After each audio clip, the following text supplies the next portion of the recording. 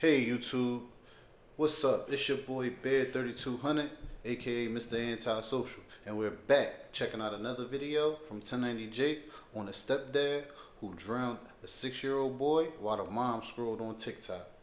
Now this is my first time seeing the video, so we're gonna check it out together. So sit back, grab a smoke, and try not to choke. And don't forget to like and subscribe.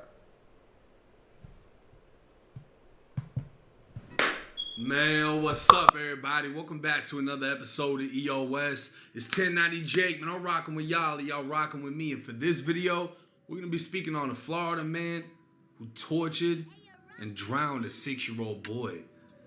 Come to find out, I actually went to high school with this guy. April 22nd, 2023, Polk County Sheriffs and Fire Rescue responded to a Winter Haven home that would soon be known as a house of horrors after receiving a call for a 6-year-old drowning in a bathtub. Investigation revealed the little boy named Anthony was sent to take a bath by his 25-year-old mother Alizé because he had peed on himself. 20 minutes would go by before Alizé's husband, 28-year-old Trey Seymour, went to check on the child. The bathroom door was locked, so Trey went to the basement to find a key, but would end up having to use a metal fork to pry open the door. That's when he saw 6-year-old Anthony face down in the bathtub with his feet under the faucet. The stepfather removed the boy from the tub, draining the water and beginning CPR while he yelled for the boy's mother to call 911. Anthony was transported to a local hospital before being airlifted to St. Joseph's Hospital in Tampa. Both locations would contact law enforcement over concerning signs of abuse, as the boy had multiple open wounds and scars across his body. While the boy was in critical condition, a search warrant would be obtained for the home, and several concerning observations were noted. The lights on the side of the home 3 children were kept didn't work, and the bathroom the little boy was found in had no electricity because Trey had turned off the breaker weeks prior. So, hold on. So they was living in a house with no electricity and no power. The bathroom ain't had no power in it. Was no electricity in the bathroom. No lights in the bathroom. So how, if there was no electricity, how did they even see their way around the house? Like, what the hell? The bathroom had 2 doors, both of which were closed at the time, meaning the 6-year-old boy was told to bathe in complete darkness, as his world faded into complete darkness. He was sent to this bathroom as punishment, as he wasn't trusted to shower in the master bathroom that had electricity. Polk County Sheriffs would make their way into the garage, where they observed a dog cage, later learning this was 6-year-old Anthony's prison cell. The bedroom the children slept in also had no electricity, so any time spent in the room was spent in darkness. Hold on, y'all see that crib? Like,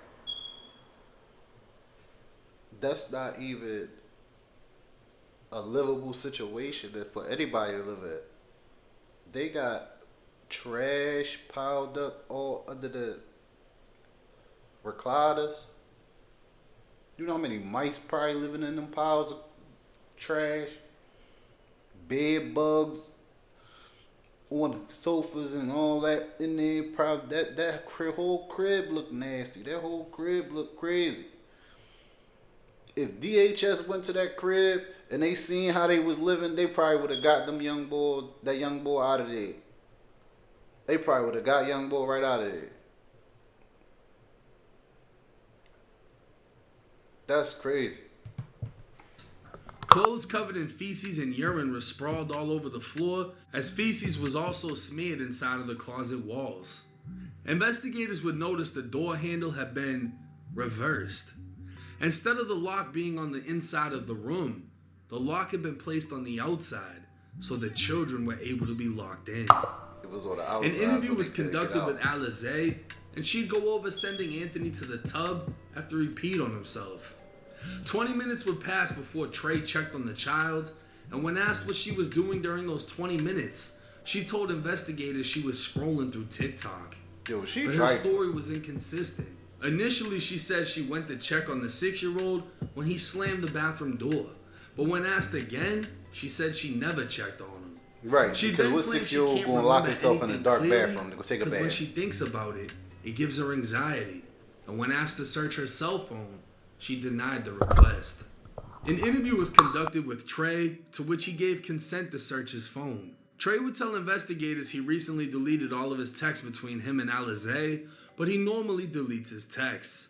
He further stated they've texted before about the children, and he'd tell investigators whenever he's at work, Alizé has trouble taking care of the kids because they do not respect her, and in the past, she's called him begging to come home so she doesn't have to go to jail.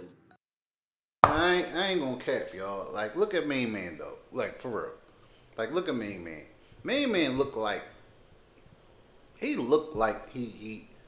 do something to somebody's kids. Like, I wouldn't even be able to, never would have knew it was this, but he looked like the type that'll do something to somebody's kids, like the type that you gotta watch. Look at him. Look at him. Just look in his eyes. His eyes look soft and inviting. Like, look at him. Like he'll finesse you. Get right up in your crib and be beating on your kids.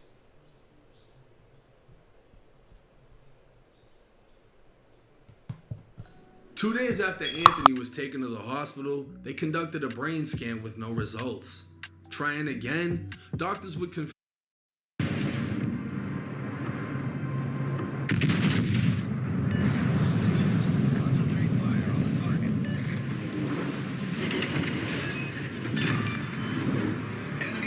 sunk.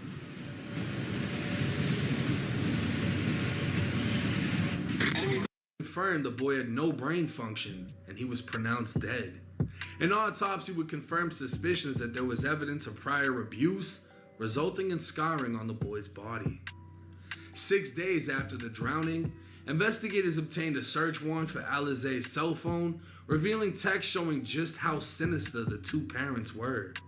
Trey would write, "When I get there, the rooms that aren't plugged into cameras are getting their breaker turned off," confirming to police that it wasn't that the kids' room and bathroom didn't have electricity, but that Trey would control the electricity as a form of power and punishment.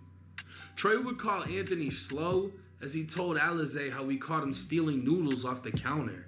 And on another day, Trey would ask where Anthony was, and Alizé would reply with, "Cage. He has to stay there.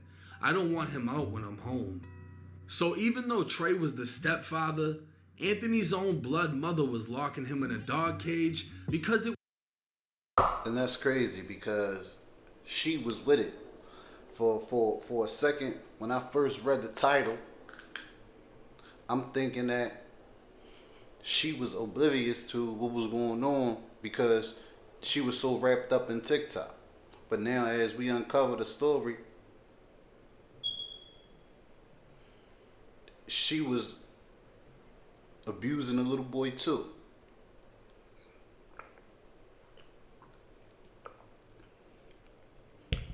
And that'd be crazy because in a lot of cases like that, the men get into situations with those women and be controlling and be so controlling that they start manipulating the women to hate their own kids. And then you'll have a mother who's brainwashed because she's so in love with the father. She's so in love with the stepdad. She's so in love with the stepdad because the father may be out of her life and she's lonely and she needs the new man. And the new man is manipulating her into because he probably doesn't even like the original father's children. Or the children because they're by other men. And she's being manipulated by him to hate her own children. It's crazy. it was easier for her than parenting her son, who suffered in a shit-infested home without electricity and food. Texts would continue as Trey said, Anthony got out, referring to the dog cage. Once again, the poor 6-year-old boy was caught stealing food. It's even crazier that they was keeping a little 6-year-old boy in a freaking dog cage. They was treating the young boy like an animal. They was treating young boy like a cold little puppy. They had him in the dog cage. That's crazy. And placed into the cage while the two spoke on an open Child Protective Services case where Trey said she's going to jail and Alizé replied saying, who gives a fuck? Alizé would send Trey a video of the boy in the dog cage saying he was trying to sneak in the house. She'd say he could stay in the cage and rot, followed by she hates him. And on another day, Trey would tell her, No. So, see, hold on. Hold up. If I got kids. I got a 7-year-old daughter. If I found any type of picture like that of my daughter in a friggin' dog cage because her mom is punishing her and she's in alliance with the stepdad with doing this, I'm going to jail. That day I'm going to jail. And my daughter is going to be out of a mother, a father, and a no good stepfather. I promise that will be all she wrote. I don't know where young boy dad at. But if that was my young boy, this 1090 Jake would be doing a whole different story. The topic of this story will be father who killed stepfather and mother for abusing stepdaughter. That'll be that title. her son was hurting himself, but all she'd say back was good. Tell him kill himself. For a 6-year-old boy to be self-harming, imprisoned within a dog cage, and left in total...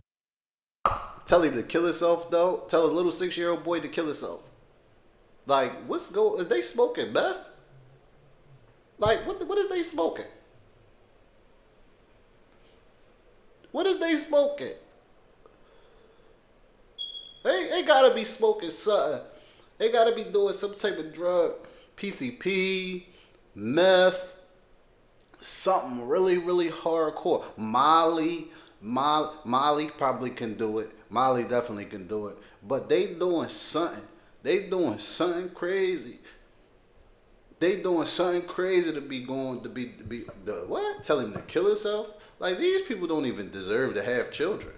Like, there are some people in the world that have children that don't deserve to have children. These are some of them. Total darkness for hours at a time. It's unimaginable to comprehend how he must have felt and how bad he must have wanted to get away. Alizé would tell Trey he can't take a nap because he stayed up all night drunk torturing Anthony. The two would argue about who can and who can't abuse Anthony, as the two would take turns but then place blame on one another.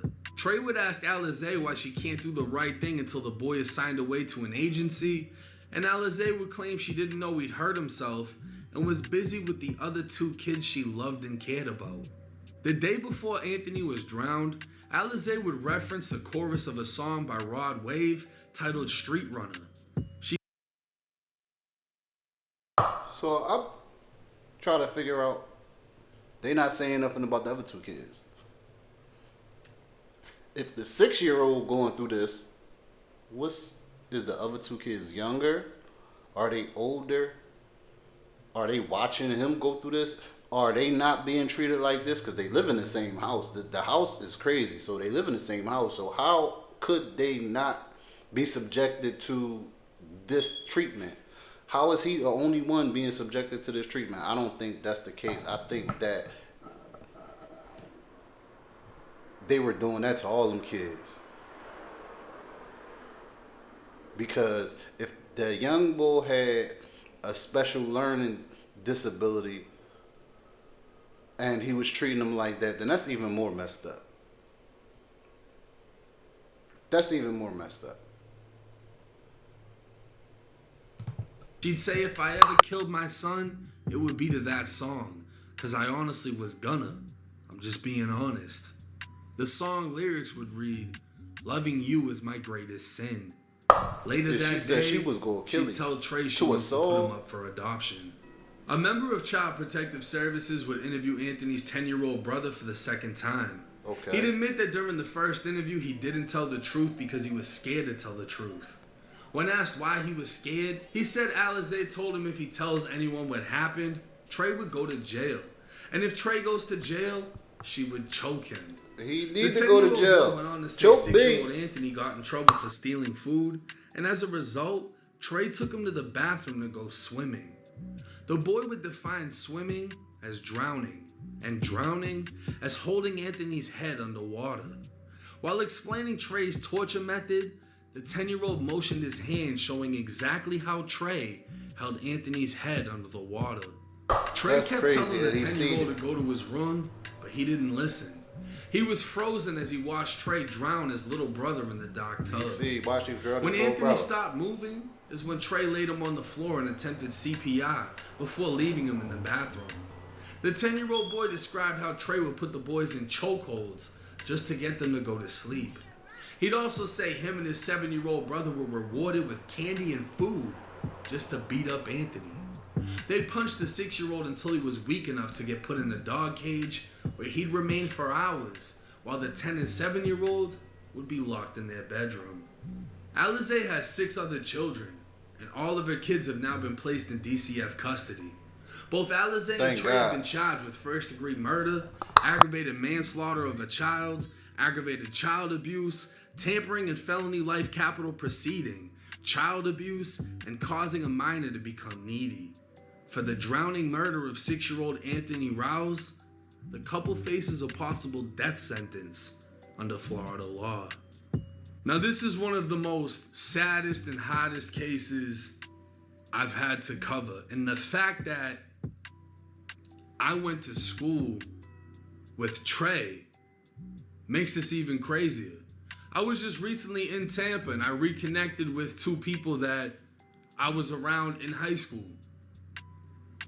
I met Trey, I actually fought Trey around the same group of people. I could proudly say I beat Trey. I never would have guessed that, in 10, 11 years, this would be the situation.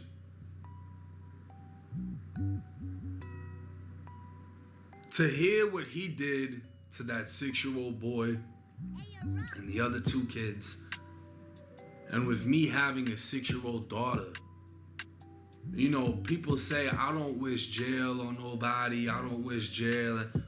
I'm not wishing jail. I hope they fry his ass. I hope they fry Florida him. has the death penalty. Fry You him. just drowned a 6-year-old little boy in front of Fry his 10-year-old both of brother. their asses. Yeah. You should be able All to skip that. the fucking line and go Both lay of 'em. down immediately and take that.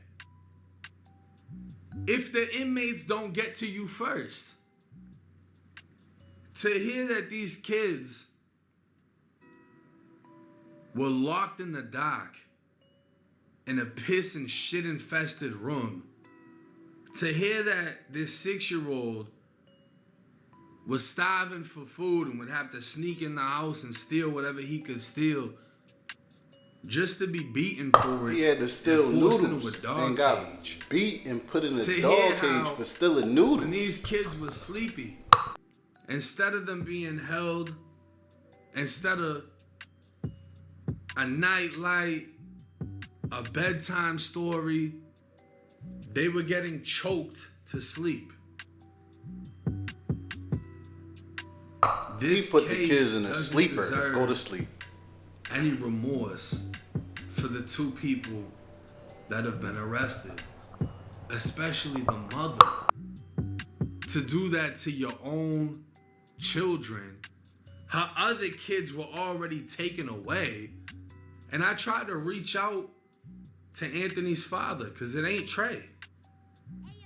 I saw on his Facebook he was shooting back at people in the comments that were calling him a bad father, asking where he was at. I sent him a message. He either ignored it or didn't see it. I don't know where he was at during all of this. Apparently, Anthony, his first 2 years alive, was in the custody of the state. His last 4 years alive, he was with his fucking mother. I don't know why. But sadly, it took him dying for those other 2 kids to escape that fucking house. And for Trey and Alizé to be put away. So now the parents have their own dog cage to sit in. And the fact that I've been to Florida State Prison, it bothers me knowing that where they're going is going to be a cleaner, more sanitary situation than what those kids were in. Those kids were in a worse prison than Florida State Prison. Rest in peace to that little boy. Fuck the parents. Drop y'all's thoughts and comments in the comment section. It's 1090 Jake. Hey man. Hey man. Hey Jake, we rocking with you, baby, and I don't know what to say about that whole situation, man. That's a crazy case, man. They did young boy dirty, and they definitely gonna be, I don't care what jail you put them in, they definitely gonna be in a better situation than they had them kids living in. I don't have no remorse for people that do things to kids, man, and I don't condone no violence towards no children in that manner other than discipline. And that type of discipline is not discipline at all. That was abuse in every way, shape, form, and fashion. And I hope, honestly, that they get the worst possible sentence that they can get and no possible chance to get off on this situation. Young boy deserves some type of justice, and I hope everybody else feel me on that. Y'all drop y'all comments below, and don't forget to like and subscribe. It's your boy Bid 3200, aka Mr. Antisocial, and I'm out. See y'all next time.